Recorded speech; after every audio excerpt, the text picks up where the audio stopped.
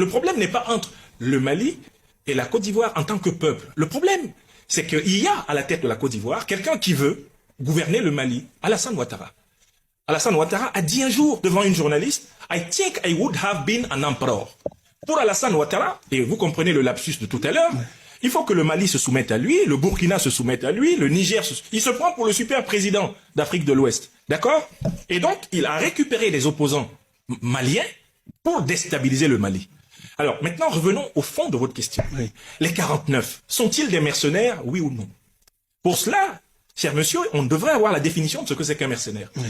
C'est un homme en détention d'armes de guerre sur un territoire étranger sans avoir reçu précisément l'autorisation des autorités légales de ce pays. Je recommence la définition. Oui.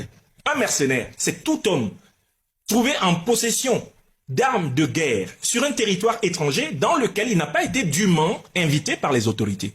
Alors, la question est, les 49 arrêtés à l'aéroport Modibo Keïta Bamako Sénou, est-ce qu'ils avaient été autorisés à entrer au Mali par le gouvernement malien? Réponse non. Quand vous n'êtes pas autorisé à entrer dans un pays, qui plus est avec des armes, et qu'on vous arrête dans un pays avec des armes, quelle est la définition intellectuelle et juridique qui correspond à votre situation? Vous êtes des mercenaires. Maintenant, ils sont peut-être victimes, en réalité, de l'abus de pouvoir de M. Ouattara, parce que j'ai mon idée sur l'affaire. Oui. Ils ne sont reconnus ni par la MINUSMA, qui a dit, attention, on a regardé les listes des fameux effectifs NSE, National Support Element, ils ne sont pas dedans. Depuis 2019, malgré l'existence de la Convention, la Côte d'Ivoire n'a jamais adressé officiellement au Mali la liste des éléments NSE qui travaillent, soi-disant, à l'accompagnement du contingent ivoirien de la MINUSMA. Premier point. MINUSMA dit non. On interroge la société SAS. Elle aussi dit, non, on ne les connaît pas tout à fait. On interroge le contingent allemand qu'ils ont revendiqué comme étant le contingent qu'ils venaient appuyer. Le contingent allemand dit, on ne les connaît pas.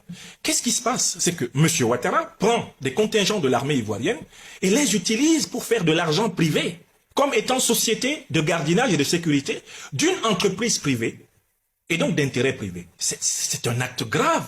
C'est une humiliation de la Côte d'Ivoire.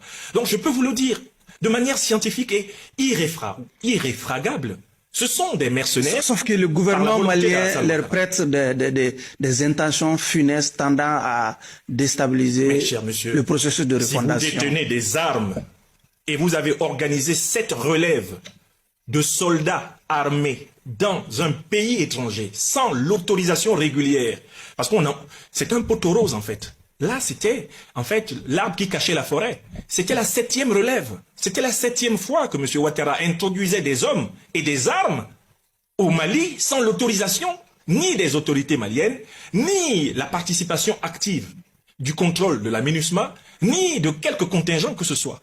C'est le 7e tour de relève qui a attiré l'attention des autorités du Mali Koura et qui ont dit ça suffit. Donc, il y a déstabilisation dès lors que vous prenez l'habitude d'introduire des hommes et des armes dans un pays voisin sans respect des autorités locales. C'est un fait de déstabilisation. Laissons la justice de ce point de vue faire son travail. Mais le président Guillaume Soro, encore lui, a produit un communiqué, oui, dans lequel il invite à privilégier une solution négociée au problème. Vous savez à qui s'adressait ce communiqué? Davantage à M. Alassane Ouattara qu'aux autorités maliennes. Parce que toutes les réactions des autorités maliennes que nous avons observées depuis le dimanche 10 juillet, c'est que les autorités maliennes ont cherché à résoudre diplomatiquement le problème. C'est confronté au mépris des autorités ivoiriennes que les autorités maliennes ont déclenché le processus judiciaire